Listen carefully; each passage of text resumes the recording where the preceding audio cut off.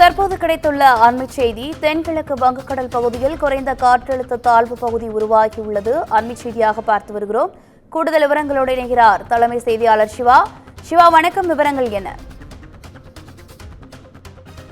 தென்கிழக்கு வங்கக்கடலில் ஒரு குறைந்த காற்றழுத்த தாழ்வு பகுதி இன்றைய தினம் உருவாகும் என்று ஏற்கனவே வானிலை ஆய்வு மையம் தெரிவித்திருந்த நிலையில அது அடுத்த 24 மணி நேரத்தில் சற்று காலதாமதமாக உருவாகும் என்று இன்றைய தினம் தெரிவிக்கப்பட்டிருந்தது. இந்த நிலையில வானிலையில் ஏற்பட்டிருக்கக்கூடிய இந்த தொடர் மாற்றங்கள் காரணமாக குறைந்த காற்றழுத்த தாழ்வு பகுதி தற்போது தென்கிழக்கு வங்கக்கடல் பகுதிகளில் உருவாகி இருக்கிறது. அதனை வானிலை ஆய்வு மையம் தற்போது உறுதி செய்திருக்கிறது.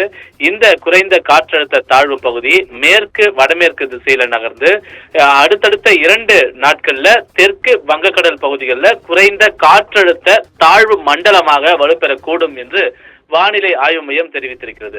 காற்றழுத்த தாழ்வு பகுதியாக இருக்கும்போது மழையின் தாக்கம் எவ்வாறு இருக்குமோ அதை விட சற்று கூடுதலாக காற்றழுத்த தாழ்வு மண்டலமாக மாறும்போது மழையினுடைய வேகம் என்பது அதிகரிக்கும்.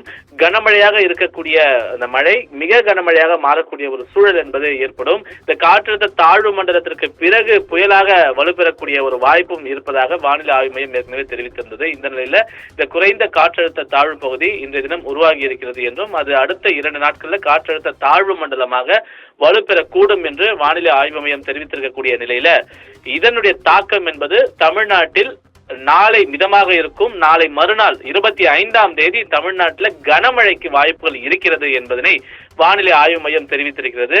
அது மட்டுமல்லாமல் 26, 27, 28, 29 ஆகிய இந்த 4 நாட்கள் தமிழ்நாட்டில் கனமழை முதல் மிக கனமழை வரை பெய்வதற்கான வாய்ப்புகள் இருக்கிறது.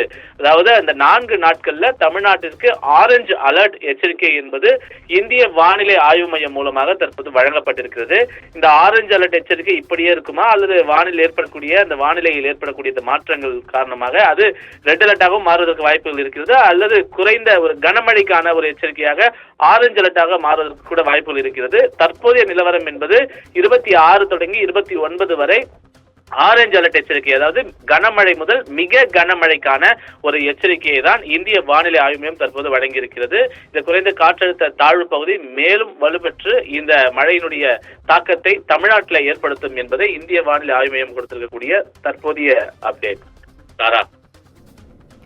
விவரங்களுக்கு நன்றி சிவா.